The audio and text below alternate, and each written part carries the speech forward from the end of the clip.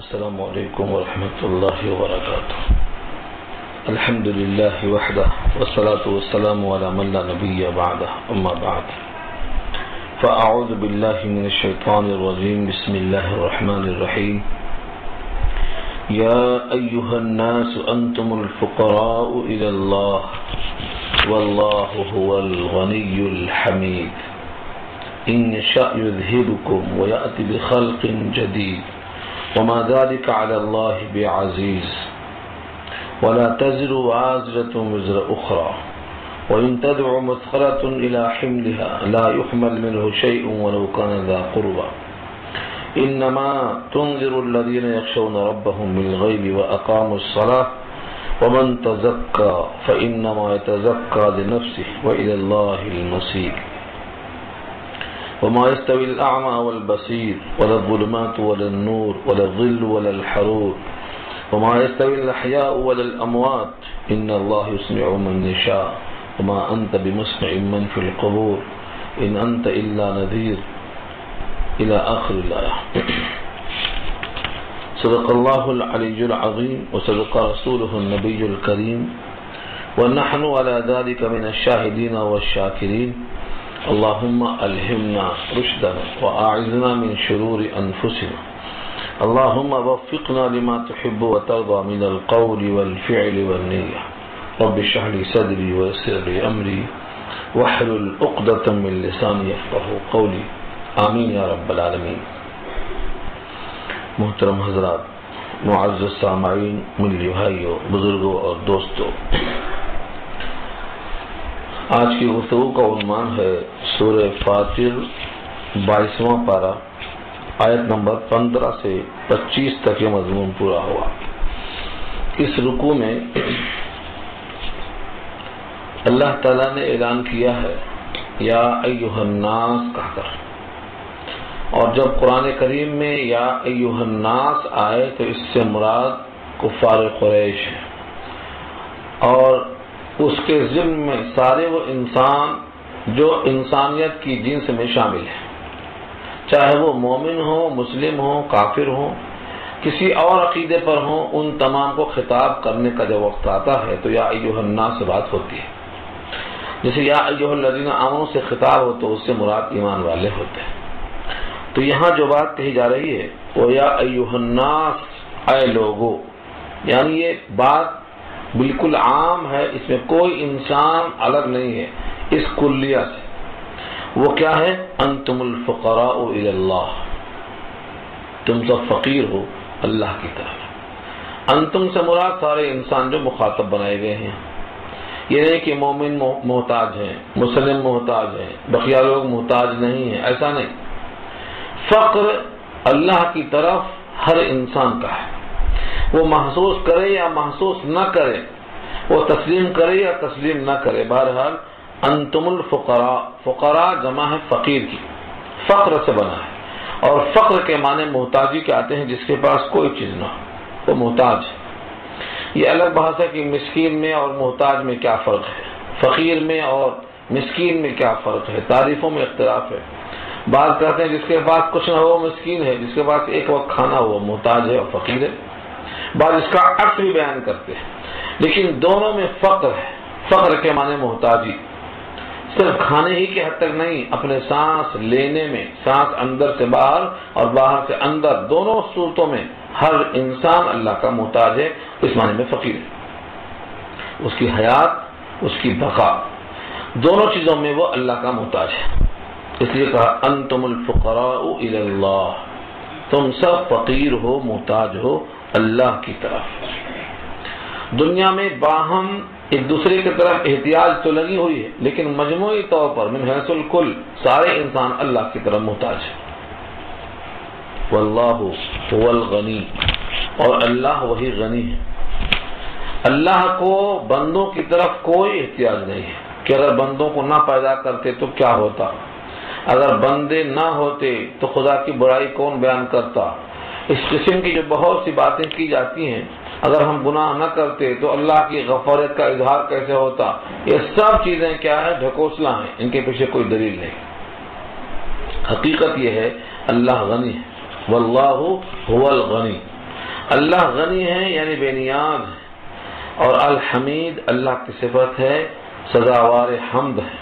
حمید کے معنی یہ فعیل کے وزن پر حمید ہے، جو اپنی ذات میں ایسے ہیں کہ ان کی تعریف ہے، کوئی کرے یا نہ کرے۔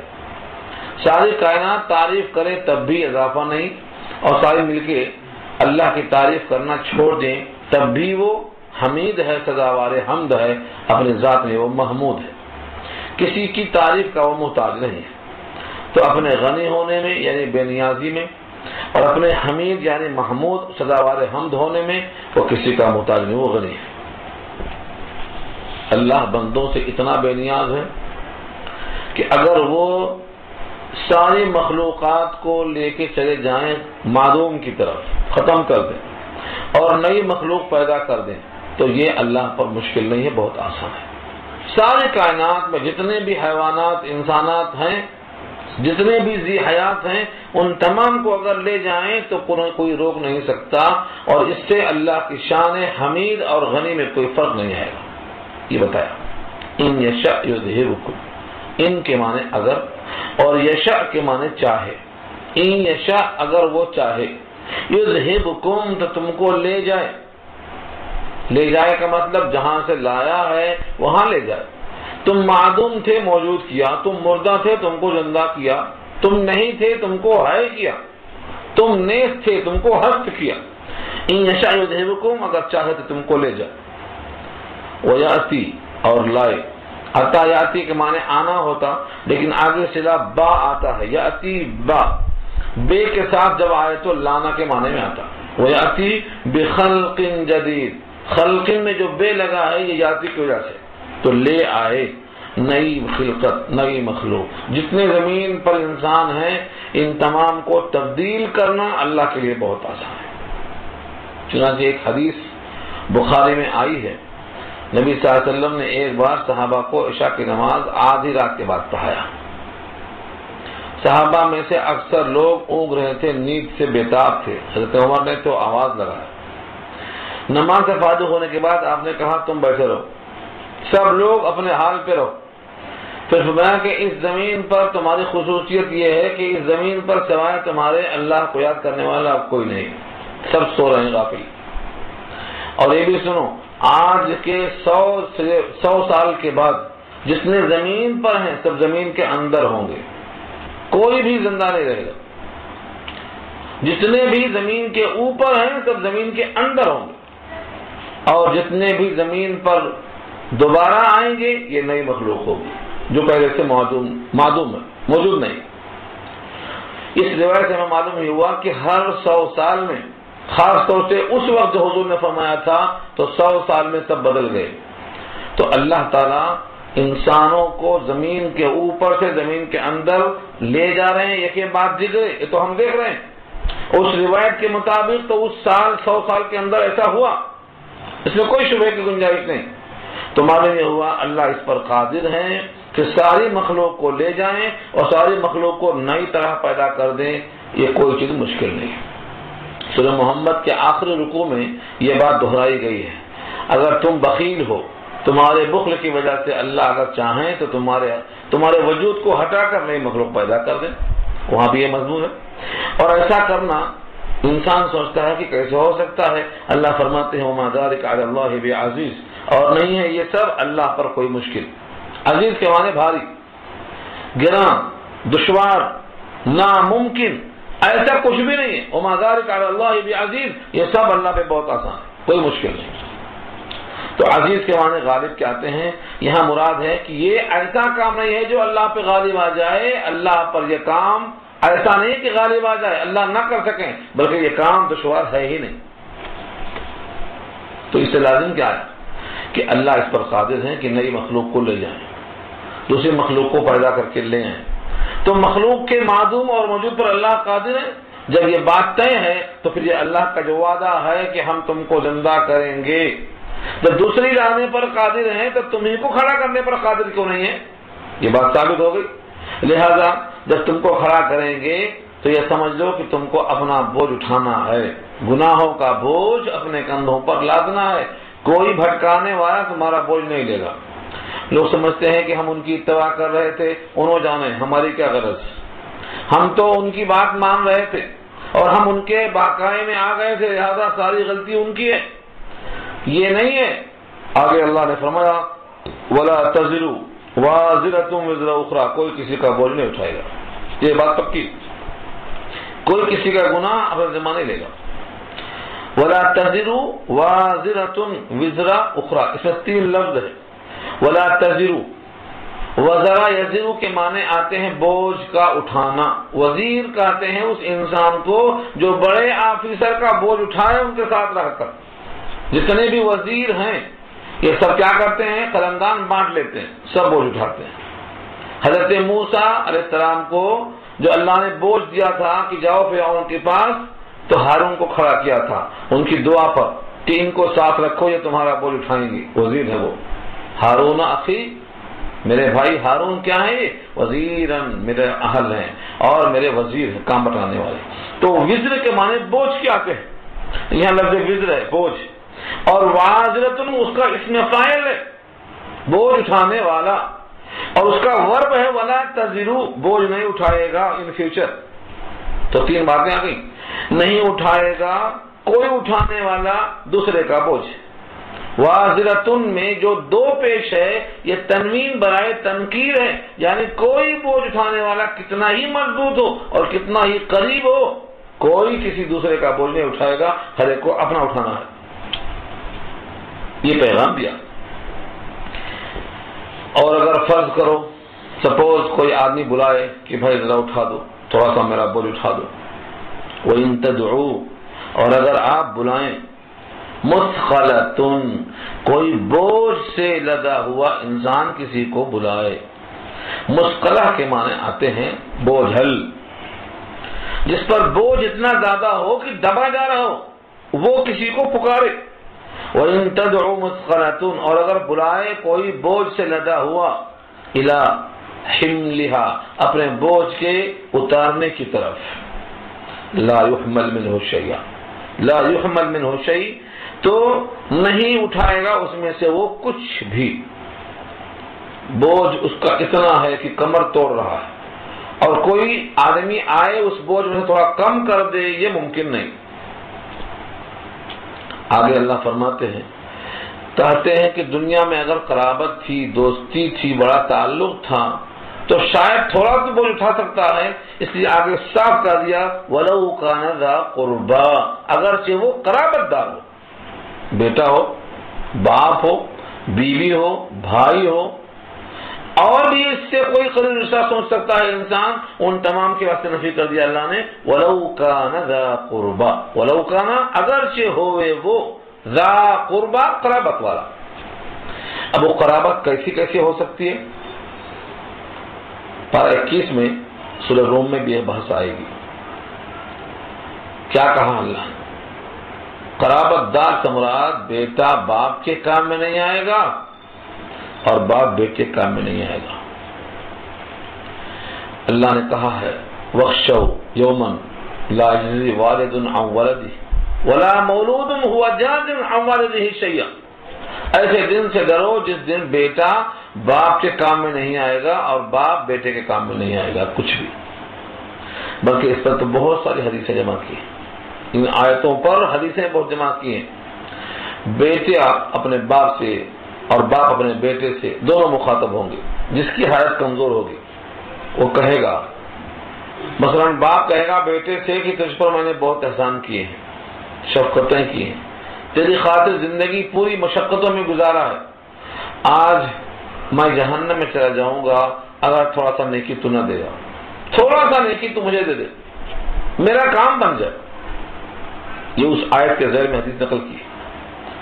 لا یجزی والد عن ولدہ ولا مولود هو جاز عن والدہ شیئا. تو اس مفہوم پر کیا پیش کیا؟ وہ بیٹا کہے گا اگر میں شفقت کا انکار کروں تو جھوٹ ہوگا، میں آپ کا اقرار کرتا ہوں، آپ کی شفقت، محبت، عنایت، آپ کا دن رات دوڑ دھوپ کرنا، مجھے کسی سے انکار نہیں، لیکن اگر میں کچھ نیکی دے دوں تو پھر میرا پتہ کٹ جائے گا جنت سے، اتنا کم ہے نیکی کہ صرف میرے کام میں آ سکتی ہے. اگر میں آپ کو دیا تو میں جہنم کی طرف چلا جاؤں گا، میں مجبور ہوں، اس واسطے میں آپ کو نہیں دے سکتا، میرا عذر قبول کیجیے. پھر وہ ایسا بیوی سے کہے گا، بیوی بھی یہی کہے گی، بھائی سے کہے گا، بھائی بھی یہی کہے گا.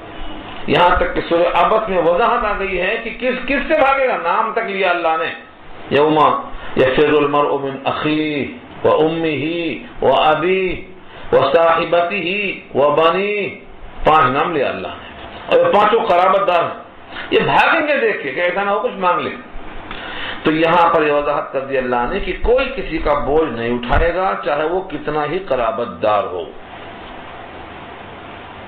اب یہاں ایک اشکال ہو سکتا ہے جو سورہ روم کی آیت میں آیا ہے اور سورہ نمل میں آیا ہے اور بھی دوسرے حدیثوں سے مستفاد ہوتا ہے کہ جو شخص کسی کو گمراہ کیا ہے وہ گمراہ کرنے والا شخص اپنا تو بوجھ اٹھائے گا ہی، جن کو گمراہ کیا ہے ان کے گمراہی کے بقدر یہ اور بوجھ اٹھائے گا، تو پورا ڈبل بوجھ ہوگا. یہاں لوگوں نے کہا کہ دیکھو اس کی ذمہ 2 بوجھ ہے، ایک اپنا گناہ کا اور دوسروں کے گمراہ کرنے کا، 2 بوجھ اٹھایا. تو اس کا مطلب یہ نہیں ہے کہ جن کا بوجھ اٹھایا ہے ان کا بوجھ کم ہو گیا ہے، ان کا بوجھ کم نہیں ہوا. یہ دونوں بوجھ در حقیقت اپنا ہی ہے، ایک اپنے گناہ کا بوجھ ہے اور ایک دوسرے کے گمراہی کا جو سبب بنا ہے اس کا بوجھ ہے. تو دونوں کسی اور کا بوجھ نہیں ہے، اس کا اپنا ہی بوجھ ہے. قرآن کریم میں جہاں جہاں یہ آیتیں آئی ہیں ان تمام کا یہی مقصد ہے. یہاں یہ کہا گیا ہے کوئی کسی کا بوجھ نہیں اٹھائے گا. یہ نہیں کہا گیا ہے کہ کسی کا بوجھ گناہوں سے دوہرانا تہرا نہیں ہوگا. 2 کو گمراہ کیا ہے 2 کا بوجھ ہوگا، 100 کو گمراہ کیا 100 کا بوجھ ہوگا، جن کو گمراہ کیا ہے ان تمام کا بوجھ ہوگا. لیکن کم کسی کا بوجھ نہیں ہوگا کہ چلو میں نے ان کے برابر بوجھ اٹھایا ہے ڈبل، لہذا ان کا کم ہوگا. کم ہونے کا ذکر نہیں ہے. ہاں اس سے یہ بھی ثابت نہیں ہوتا ہے کہ ہمارا ثواب کسی کو نہیں پہنچتا. اس سے بھی لوگ دھوکہ کھاتے ہیں. کوئی کسی کا بوجھ نہیں اٹھائے گا یہ ٹھیک ہے، لیکن کسی کو ثواب نہیں پہنچے گا یہ کہاں سے نکلے؟ یہ ثابت نہیں آتا. یہ آیت خاموش ہے سامنے کہ ہم کسی کو اگر ثواب پہنچائیں دنیا میں رہ کر تو یہ ثواب ان کو نہیں پہنچے گا، یہ ثابت نہیں ہوتا اس سے. اب لوگ کہتے ہیں کہ ہم ثواب پہنچائیں گے تو ان کا بوجھ کم ہو جائے گا، ان کا گناہ کم ہو جائے گا، یا اس ثواب کے زیادہ ہونے سے ان کا جو گناہ کا پلڑا ہے وہ گناہ کا پلڑا کم ہو جائے گا اور ثواب کا پلڑا بڑھ جائے گا. یہ بھی بوجھ کم کرنے کے مترادف ہے. یہ سب تقریریں ذہنی. حدیث میں اور قرآن میں کہیں یہ نہیں آیا ہے کہ کسی بندے کا کوئی نیک عمل کسی کے کام میں نہیں آئے گا. یہ پوری بات سورہ حشر میں ہم کر چکے ہیں، تفصیلی بحث وہاں دیکھ لی جائے. اب یہاں پر اس آیت میں ایک تذکرہ کیا اللہ نے، انما تنذر، اس کے سوا اور کوئی بات نہیں کہ آپ تو ڈرائیں گے صرف ان لوگوں کو. یہ صرف کہاں سے آیا؟ انما کا ترجمہ ہے. صرف ان لوگوں کو آپ ڈرا سکتے ہیں الذین یخشون ربهم بالغیب، جو اپنے رب سے بغیر دیکھے ڈرتے ہیں، جو اپنے رب کو بغیر دیکھے ڈرتے ہیں. آپ ان کو ڈرا سکتے ہیں، یعنی ان کے اس عمل کی وجہ سے کہ وہ رب سے ڈرتے ہیں بغیر دیکھے ہوئے، آپ کا ڈرانا ان کے حق میں مفید ہوگا، وہ فائدہ اٹھائیں گے. بقیہ لوگ آپ کچھ بھی کریں ان میں خدا کا خوف نہیں ہے تو خدا کے بھیجے ہوئے کا خوف کہاں سے آئے گا؟ وہ اگر آپ کی بات کو سن کر اگر نہیں مانتے ہیں تو آپ کا ذمہ منوانا نہیں ہے، صرف پہنچانا آپ کا ذمہ ہے. جو لوگ خدا سے بغیر دیکھے ڈرتے ہیں ان کے 2 صفتوں کا ذکر کیا ہے. ایک تو یہ ہے بغیر دیکھے رب سے ڈرتے ہیں، دوسرے ہے وَأَقَامُوا الصَّلَاةَ، اور نماز قائم کرتے ہیں. نماز قائم کرنا اللہ سے بغیر دیکھے ڈرنے کی سب سے بڑی پہچان ہے. جو بندہ دعویٰ کرتا ہے کہ میں اللہ سے بغیر دیکھے ڈرتا ہوں اور نماز نہیں پڑھتا، در حقیقت وہ اپنے دعوے میں جھوٹا ہے. اللہ نے خود فرما دیا امن تزکا، اور جو انسان اپنے وجود کو پاک کرے گا گناہوں سے، اللہ کے نافرمانیوں سے، اپنے آپ کو جو پاک کرے گا تو یہ پاکیزگی اس کی نفع کے لیے ہے، کسی اور کے واسطے نہیں ہے. ومن تزکا فإنما يتزکا لنفسه، جو انسان اپنے وجود کو پاک کرے گا، گناہوں سے پاک کرے گا، بغاوت سے اپنے آپ کو پاک کرے گا، اللہ کی نافرمانی سے اپنے آپ کو پاک کرے گا، تو یہ ناپاک انسان جب اپنے آپ کو پاک کرے گا تو اس کا فائدہ کس کو ہوگا؟ لنفسی، خود اپنے ذات کے لیے ہوگا۔ نفس مانے ذات، لی مانے لیے، لنفسی ہی اپنی ہی ذات کے واسطے فائدہ ہوگا۔ وَإِلَى اللَّهِ الْمَصِيرُ، اور اللہ ہی کے پاس لوٹنا ہے، سارے انسانوں کو اللہ کے پاس لوٹنا ہے۔ اور یہ تذکرہ جو انسان اپنے آپ کو پاک کر کے جائے گا، اس کا فائدہ کسی کو پہنچے گا، اور ہر ایک کا مرجع اللہ کی ذات ہے۔ اب یہاں سے اللہ بتاتے ہیں کہ اپنے آپ کو پاک کرنا اور پاک نہ کرنا، یہ دونوں چیزیں فرق کیسے ہیں؟ ایک آدمی نے وفاداری کی، اپنے جسم کو جہنم سے پاک کر لیا، ایک نے اللہ کے سامنے غداری کی، وہ جہنم کا مستحق بن گیا۔ تو دونوں میں کتنا بڑا فرق ہے؟ اس فرق کو بتانے کے لیے اللہ نے تشبیہ دی ہے، فرمایا جو آخرت کو مان لے وہ آنکھوں والا ہے، جو آخرت کو نہ مانے وہ آنکھوں کے بغیر ہے، اور آنکھ والا اور بغیر آنکھ والا دونوں برابر نہیں ہو سکتے۔ اس لیے فرمایا وَمَا يَسْتَوِي الْأَعْمَى وَالْبَصِيرُ، اور برابر نہیں ہیں اندھے اور آنکھ والے، کیونکہ آنکھ والا بھٹکتا ہے، یہاں دیکھ کے چلے گا اپنی آنکھوں سے، اور جو اندھا ہے اس کو پتہ نہیں کہ صحیح راستہ کیا ہے، غلط راستہ کیا ہے، تو دونوں برابر نہیں ہو سکتے، دونوں کا انجام برابر نہیں ہو سکتا۔ اندھا بھٹکتا رہے گا اور آنکھ والا منزل تک پہنچے گا۔ وَلَا الظُّلُمَاتُ وَلَا النُّورُ، جس طرح سے تاریکی اور نور، ظلمت اور روشنی، اندھیرا اور روشنی برابر نہیں ہو سکتے، ایسے ہی اگر کسی کے کفر کے ظلمتیں چھائی ہیں اور کسی کا نور ایمان روشن ہے تو دونوں برابر کیسے ہو سکتے ہیں؟ ایک اپنے مالک کا وفادار ہے، اس کا دل اللہ کی یاد سے تربتر ہے، اور ایک اللہ سے غافل ہے، ظلمتوں میں گھرا ہوا ہے، دونوں برابر کیسے ہو سکتے ہیں؟ ٹھیک مثال دے کے بتایا وَلَا الظِّلُّ وَلَا الْحَرُورُ، جس طرح سے چھاؤں اور دھوپ برابر نہیں ہو سکتی، ظل کے معنی سایہ اور حرور کے معنی جھلستی ہوئی ہوا، گرم۔ تو جس طریقے سے جھلسا دینے والی ہوا اور چھاؤں دونوں برابر نہیں ہیں، ایک میں راحت ہے، ایک میں کلفت ہے، ایک میں ٹھہرنے کا دل چاہے گا اور ایک میں سے نکلنے کا دل چاہے گا، اتنا بڑا فرق۔ وَمَا يَسْتَوِي الْأَحْيَاءُ وَلَا الْأَمْوَاتُ، اور برابر نہیں ہے مردے اور زندے۔ یہ مردہ اور زندہ جس طرح ہم سمجھتے ہیں کہ یہ انسان مر گیا تو مردہ ہے اور روح نہیں نکلی ہے تو زندہ ہے، یہ تشبیہ ہے کہ کسی کے دل میں ایمان ہے تو وہ زندہ ہے، اور اس کے دل میں اللہ سے بغاوت ہے تو وہ زندہ نہیں ہے، مردہ ہے وہاں پر۔ یہاں تشبیہ اسی سے مراد ہے۔ تو چار چیزیں دیکھو سامنے آئیں، ایک آنکھوں والا، ایک اندھا، اور ایک ظلمت اور ایک نور، چار چیزیں ہیں۔ پھر نیچے ایک دھوپ اور ایک چھاؤں، اور ایک زندہ اور ایک مردہ۔ یہ تشبیہ کس سے دی گئی ہے؟ اس چاروں چیزوں کو تشبیہ دے کر کے واضح کر دیا گیا ہے کہ در حقیقت جس کو راستہ مل گیا جنت کا وہ انسان آنکھوں والا ہے، اور وہی نور پر ہے، اور وہی چھاؤں میں ہے، اور وہی زندہ ہے۔ اور جن کو یہ راستہ نہیں ملا وہ اندھا ہے، تاریکی میں ہے، جھلسانے والی ہوا میں ہے، اور حقیقت میں وہ مردہ ہے۔ تو چاروں باتیں یہ تضاد ہیں آپس میں دوسرے کی، اتنا بڑا فرق ہے ایمان میں اور کفر میں۔ ان اللہ یسمع من یشاء، اس سوال کا جواب ہے۔ سوال کیا ہے؟ نبی صلی اللہ علیہ وسلم نے ہر ایک کو پیغام پہنچایا، لیکن کوئی مانتا کوئی نہیں مانتا۔ اس کے جواب میں فرمایا ہے ان اللہ یسمع من یشاء، اللہ جس کو چاہتے ہیں سنوا دیتے ہیں، آپ کے قبضے قدرت میں نہیں ہے۔ کسی کے دل میں بات اتر جائے یہ اللہ کی قدرت میں ہے، جس کو آپ چاہتے ہیں اللہ تعالیٰ سنوا دیتے ہیں۔ ان اللہ یسمع من یشاء، جس کو اللہ چاہتے ہیں سنوا دیتے ہیں۔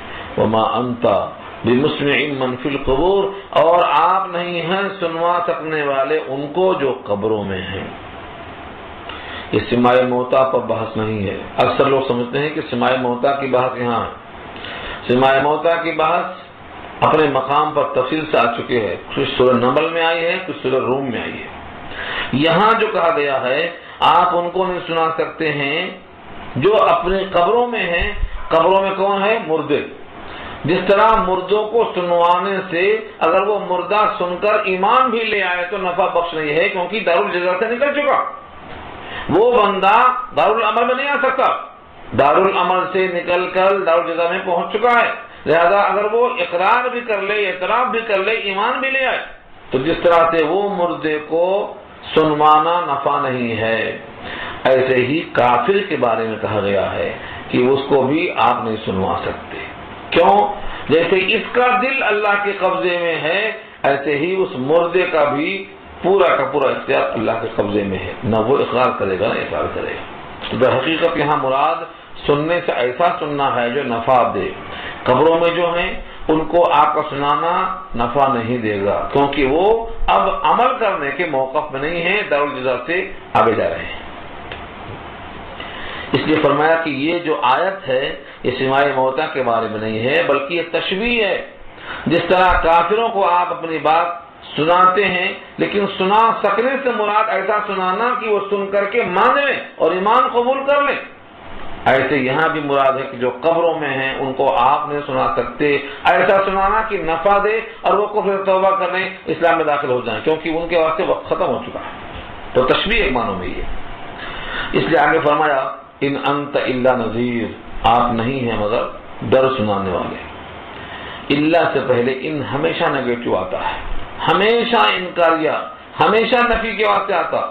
اللہ سے پہلے ان انت الا نذیر، نہیں ہیں آپ مگر ڈر سنانے والے۔ تو اس انداز سے کیوں کہتے؟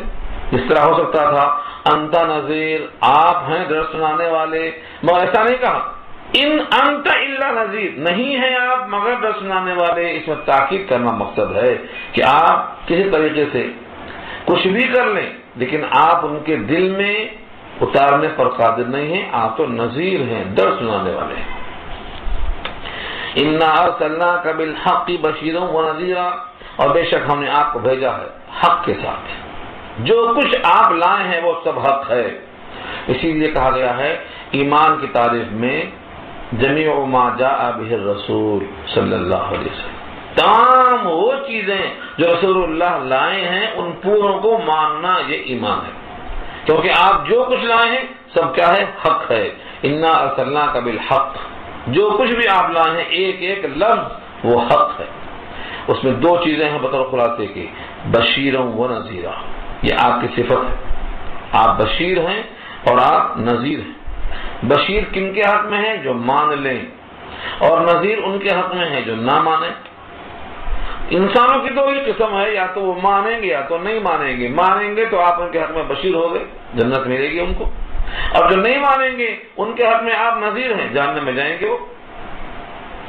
وَإِن مِّنْ أُمَّةٍ إِلَّا خَلَا فِيهَا نَذِيرٌ، یہاں بھی دیکھو اللہ سے پہلے ان آیا نیگیٹو میں، اور نہیں ہے کوئی امت مگر گزرا ہے اس میں کوئی نہ کوئی نذیر، کوئی نہ کوئی ڈر سنانے والا ضرور آیا۔ کوئی ایسی امت نہیں گزری ہے کہ اس میں ڈر سنانے والا نہ رہا ہو، ہر زمانے میں، ہر خطے میں، ہر طبقے میں اللہ نے نذیر کو بھیجا ہے۔ کبھی براہ راست رسول اور نبی نذیر بن کے آئے، اور کبھی کبھی ان کے نائبین وہاں پہنچے، کبھی کبھی ان کے متوسرین وہاں پہنچے، لیکن کسی نہ کسی شکل میں ان کے پاس نذیر ہمیشہ پہنچا۔ اور بسا اوقات یہ بھی دیکھتے ہیں آپ، نذیر کہتے ہیں ڈرانے والا، مگر آدمی اس کو سن کر کے نہ ڈرے تو اس کی غفلت ہے۔ جیسے کوئی آدمی کہے گا کہ میں تو دنیا میں اچانک پکڑ لیا گیا، مجھے ذرا موقع دیا ہوتا تو میں کچھ توبہ کر لیتا، کچھ اچھے عمل کر لیتا، پہلے سے اس طرح کیوں نہیں ہوئی؟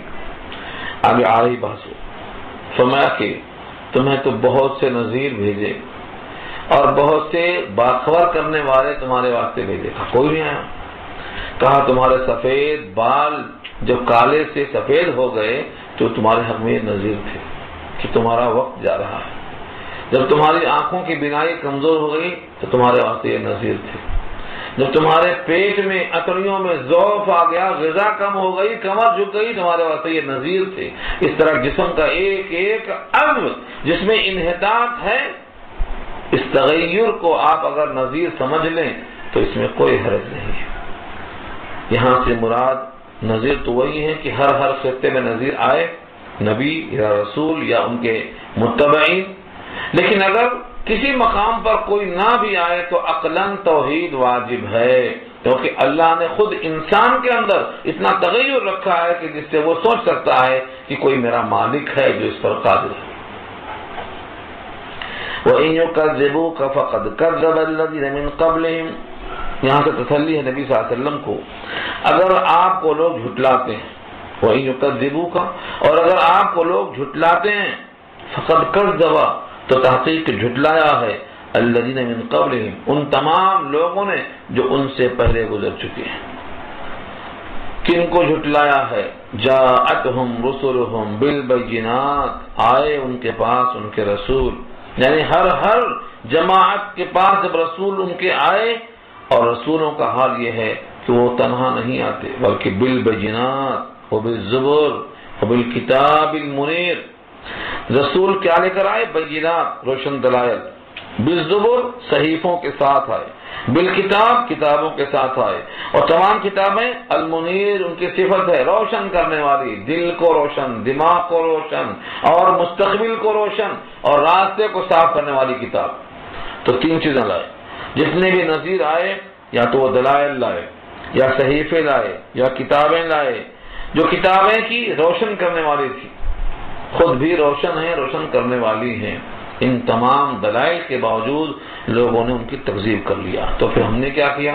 ثم اخذت، پھر میں نے پکڑا الذین کفروا، جنہوں نے کفر کیا، فکیف کان نکیر، تو کیسا ہوا میرا پکڑنا، جن کو میں نے پکڑا رسولوں کے تکذیب کی پاداش میں، میرا پکڑنا اور میرا ان پر عذاب آنا کیسا ہوا۔ ساری کائنات میں اس کی نظیریں موجود ہیں کہ جب اللہ نے کسی قوم کو پکڑا ہے تو ان کا ایک فرد بھی باقی نہیں رہا، سب کے سب ختم ہو گئے۔ اللہ کی قدرت یہاں سے ثابت ہوتی ہے۔ اب یہاں سے نیا رکوع شروع ہو رہا ہے جس میں ان تمام چیزوں پر اللہ دلائل پیش کرتے ہیں۔ یہ گفتگو انشاءاللہ آئندہ آئے گی، دعا کریں۔